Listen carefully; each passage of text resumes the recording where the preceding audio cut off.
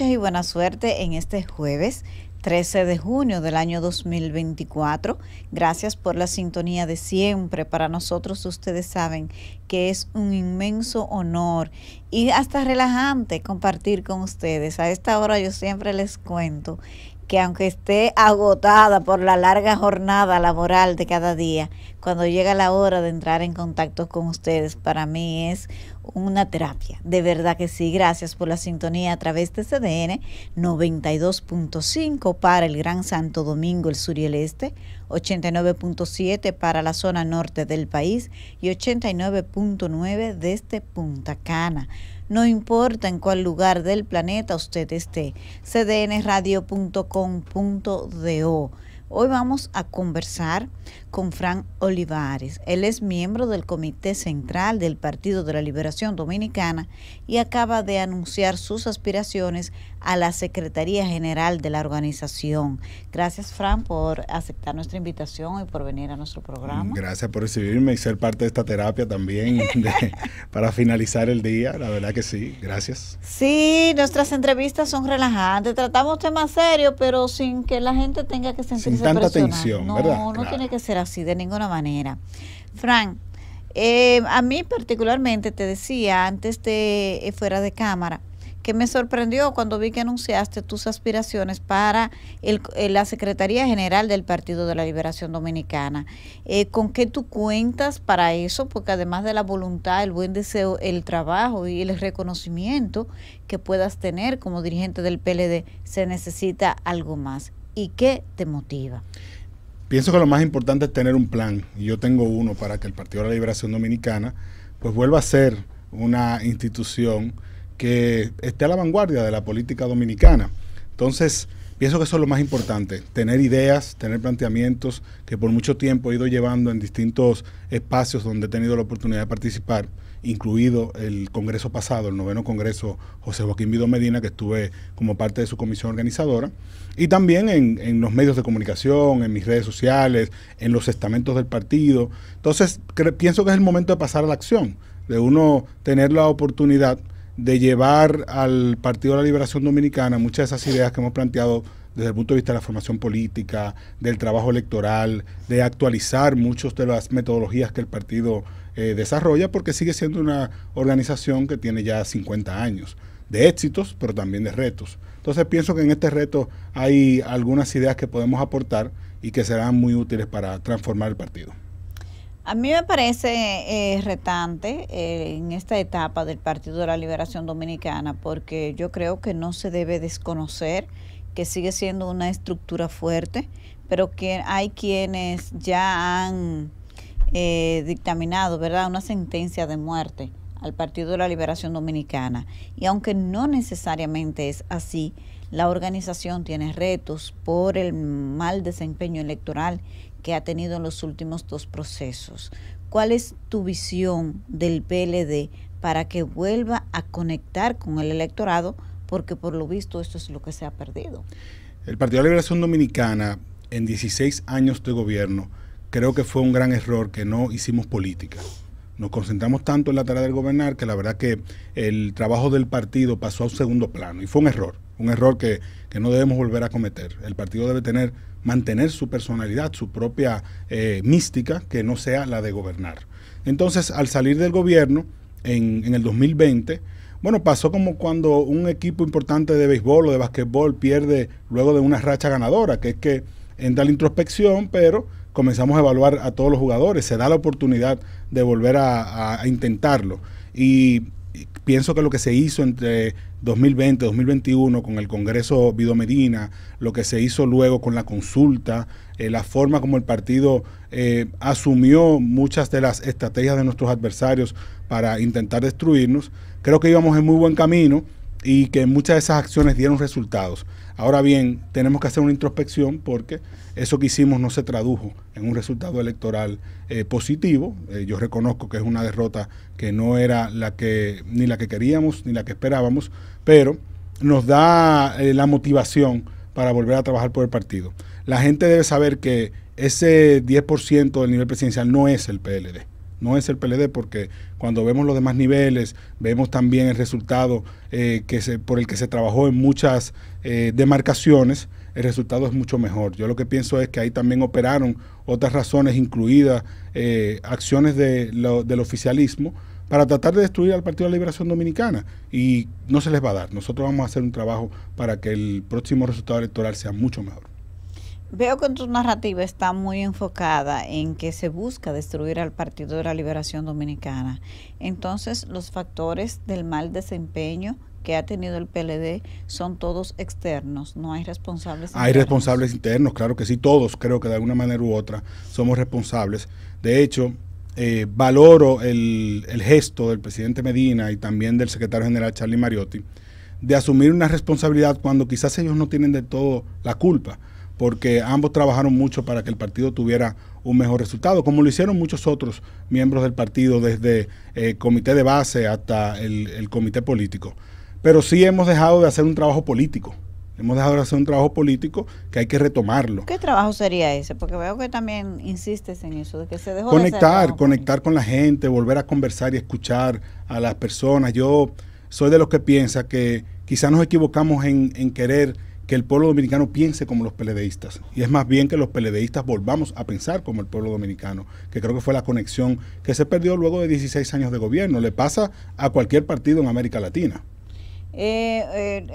Eso de que esa explicación que das de que el partido perdió la conexión, muchísimas cosas la hemos escuchado también en otros dirigentes. Quizás el diagnóstico está, pero ¿cómo vuelven a conectar? Tú tienes una idea de cómo volver, cómo tú llevarías, imagínate que resultes favorecido y seas el secretario general del PLD, ¿cómo harías esa tarea? Lo primero es que nuestra dirigencia debe volver a la formación política, priorizar la formación política. Fue la marca sobre la que se construyó, o el valor agregado sobre el que se construyó el Partido de la Liberación Dominicana. Entonces la formación política debe estar en el centro del accionar político y de las personas que entran al partido, porque mucha gente entra, se inscribe en una base de datos, recibe un carnet de PLDista, pero a partir de ahí, ¿qué pasa? ¿Cómo los podemos incluir más en la tarea política y electoral? También pienso que el trabajo electoral no debe circunscribirse a una campaña política. Debe ser constante. ¿Para qué? Para que exista un contacto con las personas a las que queremos luego motivar a que voten por el Partido de la Liberación Dominicana. No puede ser que toquemos puertas solamente 6 meses antes de un proceso y luego nos olvidemos de las personas que queremos que sean parte del Partido de la Liberación Dominicana. Y en tercer lugar, pienso mucho en la movilización de la militancia, es decir, una especie de devolver el partido a la militancia, a que haya actividades constantes por parte de los dirigentes, de los que son militantes del partido, con la gente, conversando, escuchando, asumiendo causas por igual de la población dominicana. No es solamente que nosotros les presentemos nuestros planes, es también que nos sumemos a las causas que surgen de la sociedad en su conjunto, que surgen espontáneamente en muchos casos y que son el reflejo de las preocupaciones que tiene la gente del devenir de la sociedad, de lo que sucede cada día, la inflación, la situación del feminicidio, la violencia, la inseguridad, las preocupaciones medioambientales. Yo pienso que a todo eso el partido debe sumarse militantemente, claro, en base a lo que establece nuestra declaración de principios. Estuvo aquí recientemente el doctor Carlos Amarante Baret y reveló que en el Congreso, el 9º Congreso, se hizo una evaluación de abajo hacia arriba y que las conclusiones del deterioro electoral que ha sufrido la marca del PLD están vinculadas básicamente a 3 factores: el tema de las acusaciones de corrupción, la división del 2019 y que los dirigentes del PLD, que al mismo tiempo eran funcionarios del gobierno, perdieron la conexión con la militancia partidaria. ¿Hasta dónde tú compartes eso, que no es de él, sino que él dice que fue lo que se recogió? ¿Hasta dónde tú compartes que ahí están las causas fundamentales de esta debacle electoral? Claro, hay que recordar que cuando se da el 9º Congreso, se da inicio al 9º Congreso, pero no habían iniciado los casos a ventilarse públicamente. Eso coincidió con ese tema. Entonces, pero ya venían las denuncias desde antes. Sí, sí, y es un tema que el Partido de la Liberación Dominicana creo que no abordó correctamente como marca.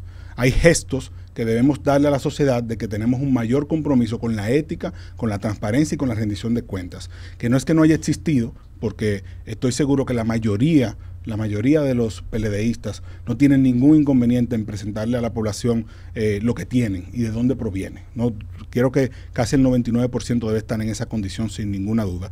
Y como pasa en todas las organizaciones, hay personas que quizás sí tengan problemas, pero será la justicia la que lo determine. Ahora bien, el PLD sí debe darle a la población dominicana gestos que le hagan entender que el mensaje que se nos dio con las elecciones del 2020 y que se nos repitió en el 2004, pues que lo entendimos. Y está vinculado en parte a ese tema del combate a la corrupción. En segundo lugar, coincidimos en la parte de la conexión de la militancia y quienes fungían como gobierno. O sea, ya eso incluso es de los principales temas que abordo, porque pienso que es cierto. Y de hecho hago una división importante, que es que en el PLD hay una generación que se formó antes de estar en el poder y otra que se formó estando ya en el ejercicio del gobierno, que es mi caso. Aprendimos a hacer política de manera distinta y de hecho aprendimos a hacer oposición de manera distinta y eso se refleja en nuestro accionar. No es que una sea mejor u otra sea peor, es que son diferentes y una debe aprender de la otra. Así que en eso también coincido plenamente. Y el tema de la división, claro, en términos electorales genera un impacto como le generaría a cualquier partido político que reste en un momento simpatía o militancia. En la política se gana sumando. Y si estamos eliminando personas, sacando personas, obviamente vamos perdiendo. Así que eso evidentemente fue un factor importante. Hay un documento que se circuló del Comité Central para pedir la ratificación del presidente Danilo Medina, porque él puso el cargo a disposición, que continúe en la presidencia del PLD. ¿Tú estás en el grupo de los que firmó esa petición? ¿Apoyarías que sea el presidente Medina que continúe al frente del partido? En el Comité Central todos le dimos el respaldo al presidente Medina para su gestión como presidente del partido. Pero hay que explicar claramente que el presidente Medina lo que hizo fue cumplir con su palabra, que fue que en el 2021, cuando él asumió la presidencia del partido, él dijo, esto lo voy a asumir por 4 años. Él tiene todo el derecho de aspirar y yo estoy convencido de que él juega un rol fundamental en lo que el partido tiene que hacer. Ahora queda de él decidir si eso sucede desde la presidencia del partido o si sucede en otro rol de liderazgo. Lo que es indiscutible es que el liderazgo del partido lo tiene el presidente Danilo Medina y lo demostró en la reunión del Comité Central el domingo pasado. Eso quedó totalmente claro. Previo a esa reunión, la primera reunión del Comité Político del PLD, hubo muchos rumores, incluso de gente que tenía como una presión al presidente Medina para que dejara, para que se adelantara el Congreso, como queriendo cargarle toda la responsabilidad a las autoridades, cuando yo creo que tú mismo has dicho que es una responsabilidad de todos, lo bueno y lo malo que ha pasado. Totalmente. Es compartido, es de todos.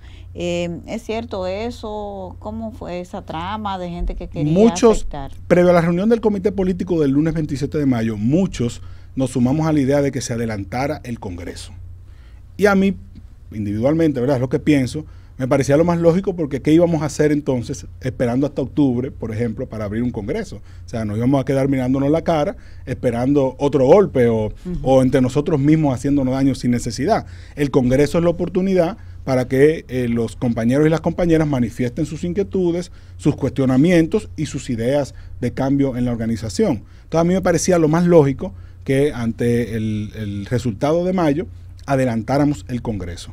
Pienso que el presidente Medina entendió la necesidad de eso y lo manifestó en la reunión del Comité Central. Él dijo, bueno, esto hay que adelantarlo porque nosotros tenemos que entender qué fue lo que pasó el 19 de mayo, que fue una situación realmente que coloca a la organización ante un reto fundamental. Entonces, lo importante aquí es que nos pongamos a hablar. ¿Qué sí se aceptó y que yo entiendo que fue válido? Primero, extender un poco más el Congreso, porque en principio el Comité Político habló de 45 días, y ahí tanto el compañero Amarante Varela como otros se sumaron a la idea de que eso era poco tiempo y que había que incluir también un diagnóstico amplio de lo que sucedió. Todos entendimos esos argumentos, no solo de él, sino de otros más, y los aceptamos como válidos. Por eso el Congreso ahora va a durar 120 días y va a incluir un diagnóstico que de hecho ya hay un instrumento diseñado para obtener las impresiones de los presidentes del comité de base, del comité intermedio, los miembros del comité central y los demás miembros de la organización que tengan un nivel dirigencial para captar información. Entonces, el presidente Medina lo que creo es que presentó una alternativa viable a lo que había que hacer. Adelantemos el Congreso. Eso era lo correcto. De lo contrario, íbamos a perder mucho tiempo. Pero no era que había un complot para afectar el liderazgo del presidente Medina. Si lo había, lo desconozco, porque no soy tampoco miembro del comité político, no sé qué pasó ahí dentro en la reunión, pero quedó demostrado que no, que el respaldo que tiene el presidente Medina en la organización es total. El domingo había casi 800 miembros del comité central y todos estuvimos de acuerdo en que el presidente Medina planteó lo necesario, lo que había que hacer, y en su discurso quedó bastante claro. Ya. ¿Qué falló en la estrategia del Partido de la Liberación Dominicana? Porque yo creo que desde que salió del poder, incluidas las elecciones pasadas, el mejor momento del PLD fue cuando hizo la consulta para escoger el candidato presidencial. Se hizo bien organizado, bonito, al estilo histórico del Partido de la Liberación Dominicana. El argumento es que había que escoger la candidatura con tiempo, porque se necesitaba tiempo para poder competir con dos figuras de tanto peso, y todo se hizo bien. ¿Qué falló? Yo pienso que faltó cierta mística y confraternidad en la organización para algunas decisiones que se tomaron que quizás no fueron las más productivas. El inicio de la campaña, quizás la estrategia no fue la ideal, la idónea. De hecho, luego hubo un ajuste que para mí fue extraordinario. Ya al final de la campaña fue muchísimo mejor y conectó más con la ciudadanía. Y lo que pienso es que las organizaciones, cuando sufren un golpe tan fuerte como el de 2020, que también fue una realidad difícil en términos electorales, pues se toman bastante tiempo en retomar el camino. Y estamos en ese tránsito, estamos en esa parte.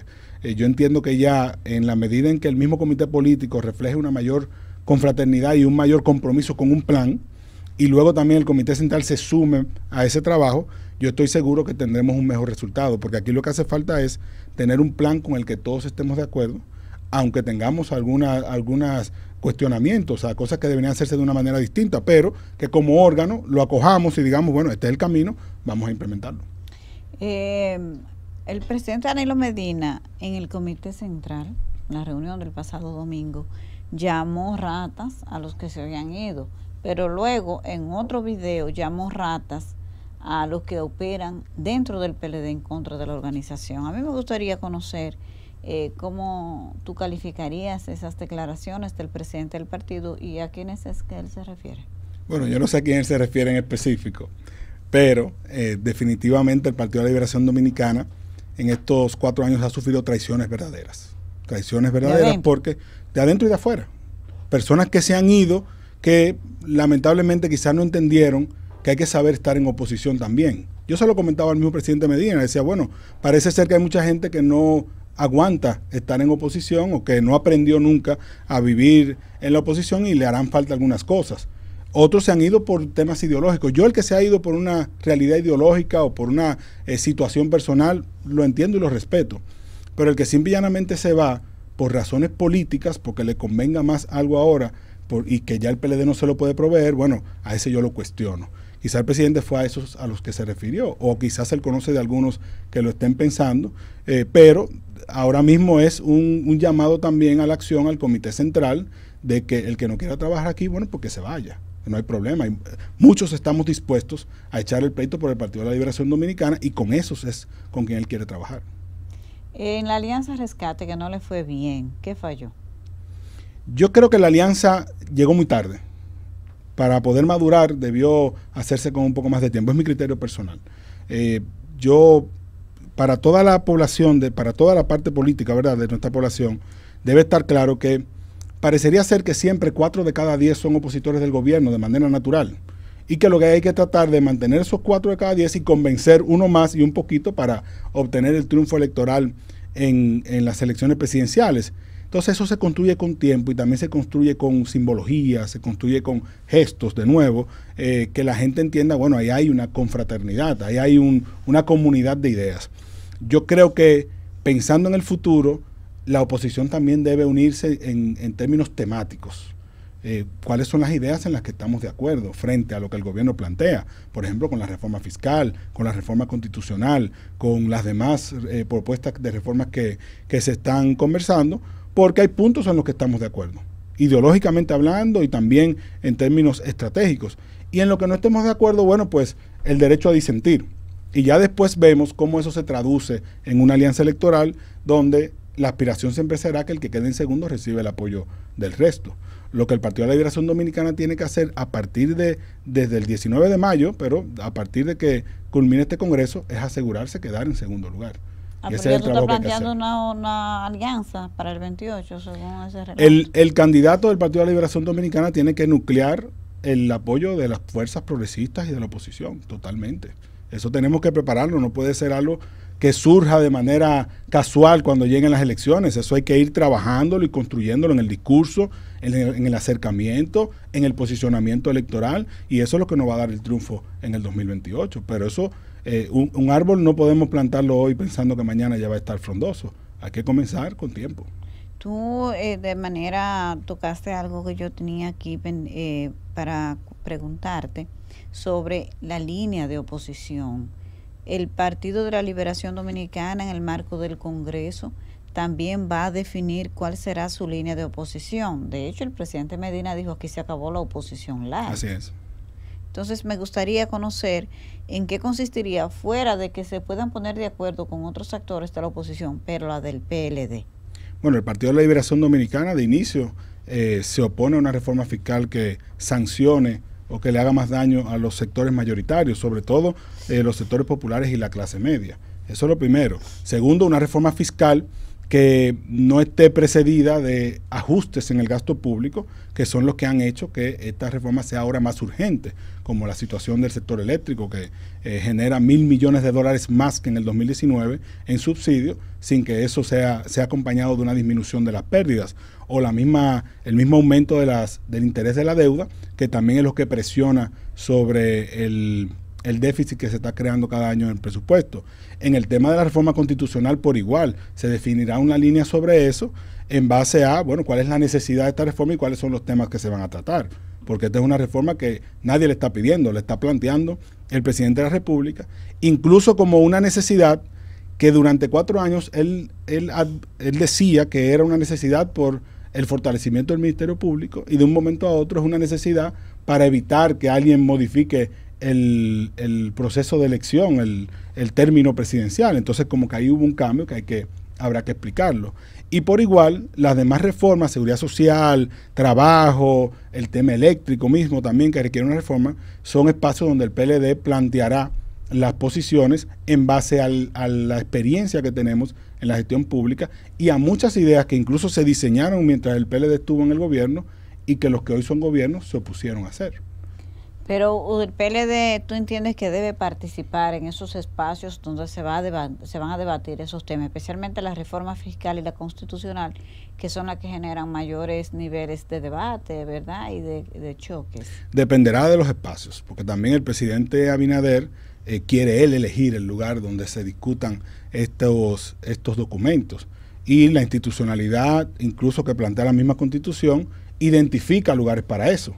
El presidente sabe que a partir del 16 de agosto él tiene un Congreso Nacional donde las fuerzas opositoras que están ahí y la fuerza que él tiene oficialista en realidad no refleja lo que se siente en la calle o lo que sucede en la calle. Él va a tener 2 de cada 10 legisladores como opositor. En la calle él tiene 4 de cada 10 dominicanos como opositores, según el resultado electoral, ¿no? Entonces él sabe que tiene que ubicar espacios que le den mayor legitimidad a estas reformas que él quiere proponer.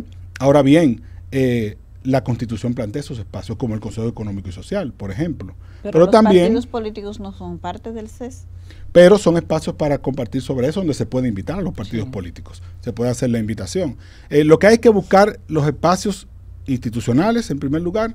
Segundo lugar, que se realicen en base a una transparencia de lo que se está proponiendo, que no sea que sean documentos que se filtren o demás, sino que se plantee formalmente, mire, esta es la propuesta, vamos a discutirla, y luego que lo que se pacte ahí se cumpla, que es lo más importante, y que eso esté acompañado también de un diálogo franco. Que yo creo que en el inicio de este mandato, brevemente el presidente Abinader quiso tener esa intención, incluso llegó a visitar al presidente Medina en la casa presidencial del PLD, visitó al presidente Fernández en Funglode, visitó a Guillermo Moreno, visitó a otros líderes de la oposición, y tenía una intención de hacer ese diálogo con franqueza.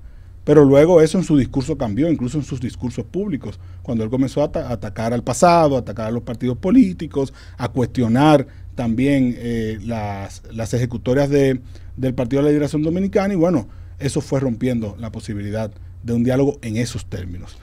Y ese relato que tiene él ahora de su modificación constitucional, que es para que nadie más venga a inventar con tocar esos artículos, porque él no es igual que los otros.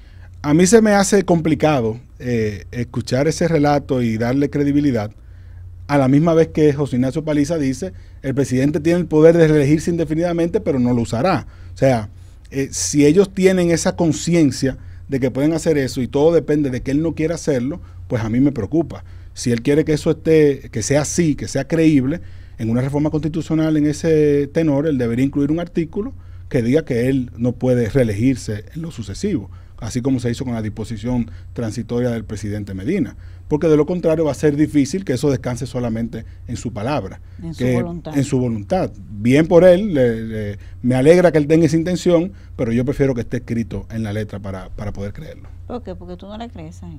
No le creo totalmente. Las cuestiones políticas son muy cambiantes. Entonces, la verdad es que si dependiera de su palabra, bueno, no voy a decir que él lo haría, porque él no ha mostrado la intención de hacerlo. Pero, de nuevo, yo prefiero verlo escrito en la misma Constitución antes de solamente confiar en que él lo va a hacer o no lo va a hacer. Nosotros, quiero volver a algo que tú decías al inicio, con relación al enfoque que tú tienes sobre cómo, vamos a decir, relanzar el Partido de la Liberación Dominicana. Y hablas mucho de la formación política y de esas características originarias que caracterizaron la fundación y el crecimiento del PLD. Pero eso hace 50 años. ¿Tú crees que va a funcionar de nuevo eso? ¿O quizás es lo mismo presentado de otra manera? ¿Cuál es tu idea con relación a eso? Definitivamente no puedo pensar en hacer los círculos de estudio como se hacían en aquel momento, ¿verdad? Había un romanticismo político que no es el mismo, ahora es distinto. Había un contexto de Guerra Fría, también con un líder como el profesor Juan Bosch, que era un formador, era una persona muy preocupada por escribir, por transmitir conocimiento. O sea, a eso será difícil volver. Pero yo siempre recuerdo a un dirigente que fue Juan Francisco Santamaría, fue fundador del partido en España, que siempre me decía que el PLD tenía que encontrar el camino de poner en orden o poner en la misma órbita la nostalgia de lo que fue con la evolución de lo que puede ser, con esa transformación que se puede dar. Y yo creo que ahora la tecnología nos permite retomar mucho de la formación política, pensando también en formar a los militantes para la tarea de gobernar, por ejemplo. De hecho, durante este congreso, el congreso pasado, y como resultado de él y también por el esfuerzo de Charlie Mariotti, el secretario general, se instalaron nuevos espacios de formación política. A mí mismo me tocó dirigir una escuela de gobierno justamente con el propósito de formar a los dirigentes, pensando en qué herramientas necesitan o necesitarían si llegamos al gobierno una vez más o cuando lleguemos al gobierno de nuevo. Entonces, creo que hay una gran oportunidad, sobre todo para los jóvenes, que pudieran ver en el Partido de la Liberación Dominicana un espacio también donde ellos puedan aprender, donde ellos puedan tener un valor agregado que no sea solamente el de la política electoral, sino también el de la parte formativa.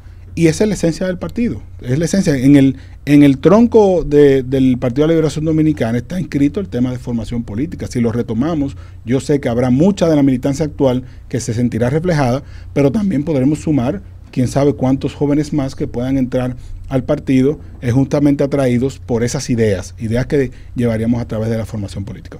¿Y tú crees que esa generación de jóvenes que creció políticamente, pero en el poder, yo creo que tú formas parte de eso, sí, ya lo decías, pueda desaprender de que, mira, yo con una llamada lo resuelvo todo, a entender que desde la oposición no es así? Porque yo creo que hay un poco de eso.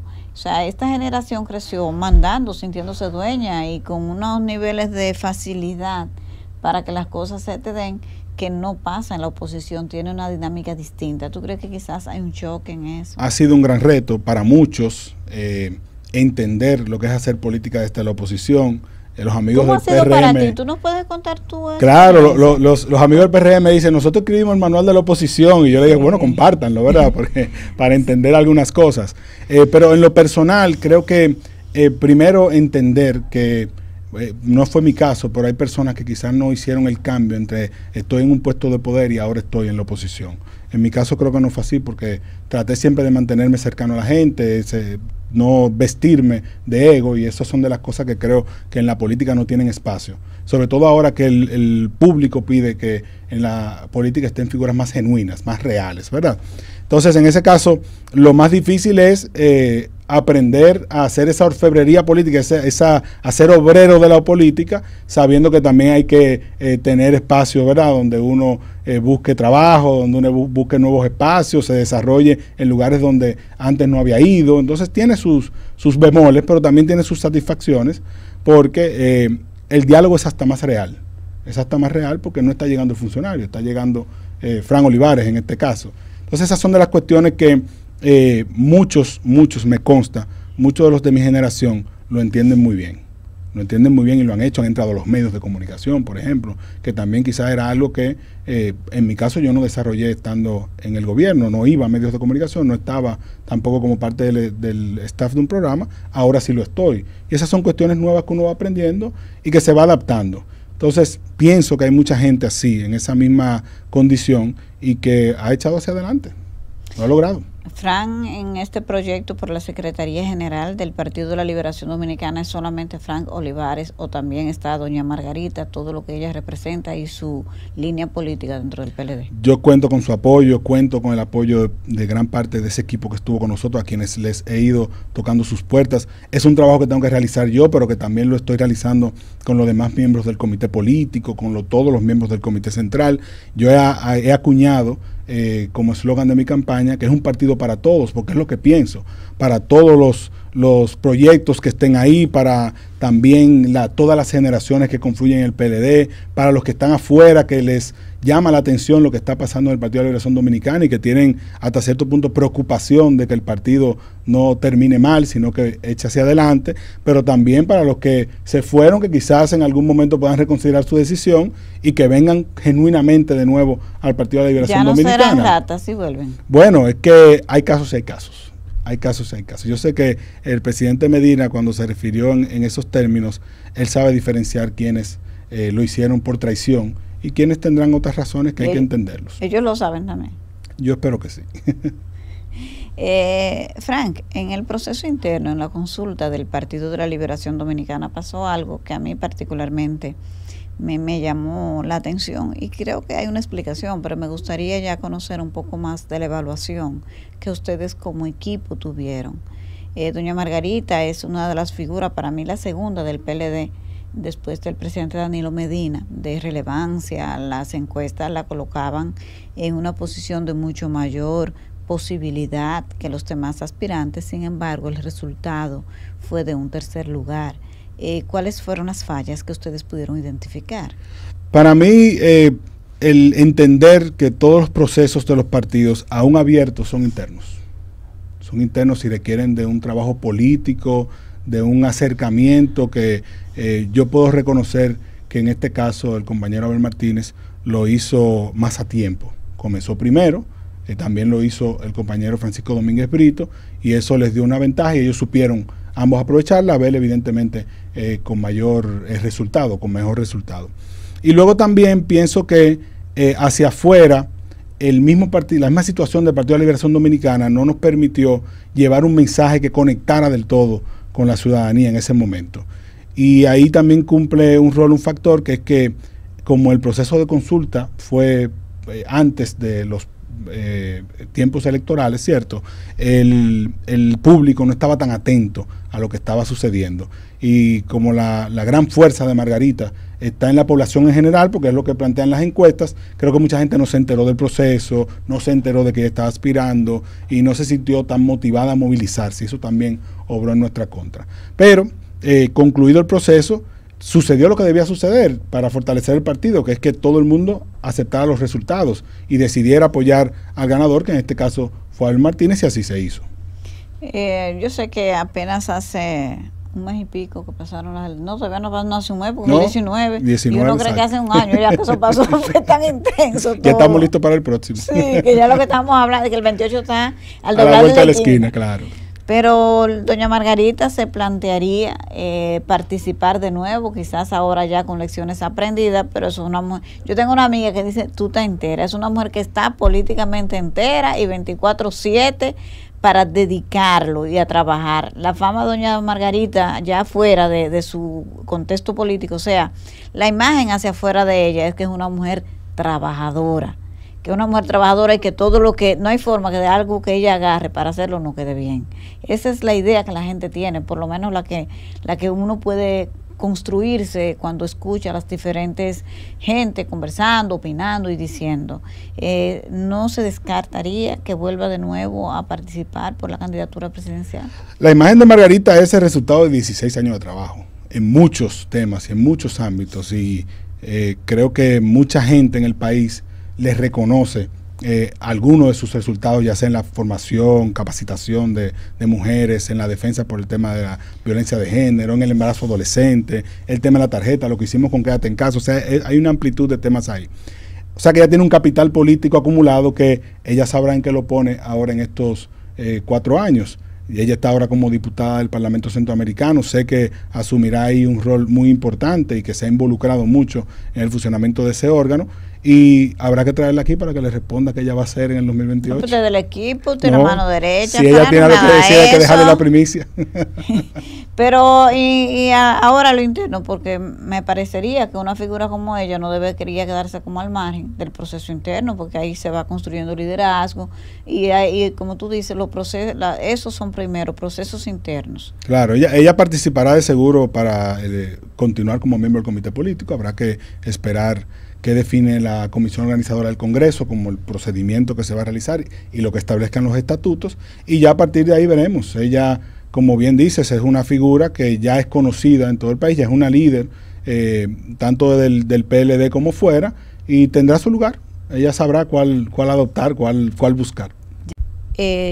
Yo sé, nosotros hoy lo que íbamos o tomamos el programa para hablar de política, pero ustedes desde el PLD, pero específicamente del equipo al que tú perteneces, que es el equipo de doña Margarita Cedeño, puede opinar sobre el tema de los programas sociales, algunos escándalos que han salpicado, el programa Solidaridad, que ahora se llama Supérate, la tarjeta, todo eso, qué es lo que ha sucedido y cuál es la diferencia, porque cuando ustedes estaban allí nunca hubo escándalos. Dicen los PRMistas que es que ellos lo dicen y que ustedes los tapaban.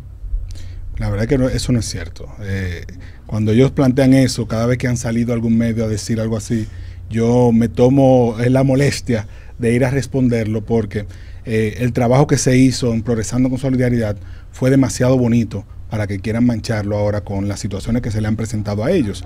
Nosotros, desde que asumimos, reconocimos un fraude que se realizó por 2 millones de pesos con la cédula que se habilitó para Quédate en Casa, que fue un método de emergencia. En realidad requería todavía de que se explorara más cómo fortalecerlo, pero era una emergencia nacional y era temporal. Entonces, en eso yo nunca he dicho nada que no sea, mira, sí, dejamos este expediente sometido a la justicia y se lo entregamos a las autoridades entrantes. Ahora, lo que ha pasado en esta administración, que son fraudes de cientos de millones de pesos, que ellos mismos lo han reconocido como tal y que hoy en día no tienen a una sola persona sometida a la justicia por eso. De hecho, culparon unos colmaderos que nadie se sabe dónde están. Bueno, pues eso ha sucedido en esta administración y ha sucedido con la plataforma tecnológica que nosotros mismos utilizábamos. O sea que es una cuestión de las personas, que habrá que identificar en qué nivel de la jerarquía están los que han permitido que eso suceda, ya sea por negligencia, porque han dejado de tener controles que nosotros habíamos implementado, o por acción ya delictiva. Entonces, y pongo ahí un ejemplo sencillo. Antes las tarjetas nosotros las entregaba el banco. El banco era que iba con las tarjetas, y las que no se entregaban, el banco las retiraba y se las llevaba, que son distintos bancos del Sistema Financiero Nacional. Esta administración asumió un modelo distinto, donde ellos entregan la tarjeta y se quedan con las tarjetas cuando no son recibidas por el usuario, porque a veces no aparece la persona beneficiaria. Antes las tarjetas tenían el nombre y la cédula. Esta administración por mucho tiempo las entregaba sin nombre y cédula, que eso es un método de verificación para el colmadero. Antes nosotros no teníamos esas tarjetas prepagadas, que son al portador prácticamente, que son las de los bonos, y que se prestan también para que sean utilizadas para cualquier cosa, o que una misma persona use muchas tarjetas. Nosotros nunca utilizamos ese mecanismo porque no lo considerábamos transparente, tampoco cumplía el objetivo del programa, que es que la gente compre alimentos. Cuando tú le das a una persona una tarjeta prepagada que la puede utilizar en cualquier comercio, bueno, pues tú no sabes qué está comprando. Puede comprar bebidas alcohólicas, puede comprar cigarrillos, puede comprar cualquier otra cosa. Y si tiene un grupo de tarjetas, puede hasta comprar electrodomésticos. Entonces, ahí hay un tema de controles, en primer lugar. Y que, como digo, han sucedido en esta administración. Lo segundo es que esta administración no entendió cuál era la razón de ser de Progresando con Solidaridad, que no era la tarjeta. La tarjeta es como el pescado que le das a la gente para luego enseñarle a pescar. Detrás de todo eso había una estrategia de capacitación técnico y profesional, de participación en los centros tecnológicos comunitarios, de fortalecimiento incluso de la autoestima de las familias que eran parte del programa, para que lograran su desarrollo y que en el momento en el que el mercado laboral les permitiera accesar a un empleo, pues ellos tuviesen la capacidad de entrar. Y adicionalmente para sus hijos había toda una estrategia que buscaba romper el círculo generacional de la pobreza, que es que la pobreza se transmite de una generación a otra por 1.000.000 de razones, que incluyen el hecho de que no van a la educación, o de que los padres tienen un entorno violento, de violencia intrafamiliar, o también una situación de salud que lo impide, o una falta de acceso a algún servicio del Estado. O sea, había todo un paquete de intervenciones que se coordinaban con 16.000 voluntarios, que eran parte del programa también. Personas que no recibían un pago, sino que recibían un incentivo por atender cada voluntario 50 familias tenían a su cargo. Y todo eso fue generando una dinámica que fortaleció el programa y lo convirtió en lo que fue. Pero en esta administración la visión es otra, tienen su derecho de implementar otro tipo de estrategias, pero yo lamento que les encanta cada vez que tienen un problema decir que eso viene de la administración pasada, cuando no es cierto. Ahora me gustaría, ya esto es como un poco más filosófico, sí, diría yo. Y aunque quizás es una pregunta que correspondería hacerle a doña Margarita cuando ella venga a mi programa: doña Margarita, venga por aquí para que me dé rating. No porque vayamos a hacer nada ruidoso, no, porque usted tiene mucha capacidad y siempre que va a algún programa pues es un toque de queda, doña Margarita, por toda la trascendencia que tuvo en su paso por la administración pública. Pero en el caso de ella pasa algo muy particular que no ocurrió con la mayoría de los dirigentes del PLD. Doña Margarita manejó muchos recursos y muchos programas desde su condición de primera dama. No sé si usted trabajaba con ella para eso. Yo entré a trabajar con ella en el 2012 en la vicepresidencia. En Solidaridad, ya. Y después también en el programa Solidaridad, donde ella manejaba no solo uno de los componentes del programa, sino todo. Así porque es. Ahora está como dividido. Está separado, claro. Sí, todo ese paquete ella lo manejaba. Sin embargo, a pesar de todo eso y de todas las acusaciones de corrupción y de uso de manera inadecuada que dicen que ocurrió, no lo sé, pero eso es ya como una estampa que tiene el PLD. Sí. Sin embargo, la figura de doña Margarita no ha sido alcanzada por esa parte negativa que ha tenido el Partido de la Liberación Dominicana. Bueno, yo creo que es un tema también de cultura de equipo. La doctora se rodeó de muchos perfiles que quizás no estaban tan expuestos políticamente. Quizás el que más participaba en política era yo, y comenzaba mi carrera profesional y mi carrera política en ese momento, y lo que quiero pensar es que no fuimos un target, no fuimos un objetivo de las personas que luego desarrollaron esas estrategias también comunicacionales de ataques y demás. Y bueno, claro, lo que alertó al Ministerio Público para emprender sus acciones, que será la justicia la que determinará la realidad o no de esos hechos. Entonces pienso que va por ahí la cosa. Por ahora, y ella también siempre fue muy dada a las auditorías, a tener también, fue de las pioneras con portales de transparencia bien actualizados, era muy dada a que los procesos se hicieran públicos. Creo que eso también le ayudó a que no hubiese cuestionamientos, porque la verdad es que no había nada que ocultar. Bueno, muchísimas gracias a Fran Olivares, miembro del Comité Central del Partido de la Liberación Dominicana, aspirante a la Secretaría General de ese partido, que ha tenido hoy, nos ha dado hoy el privilegio de compartir con ustedes sus ideas, sus planteamientos acerca del futuro del Partido Morado.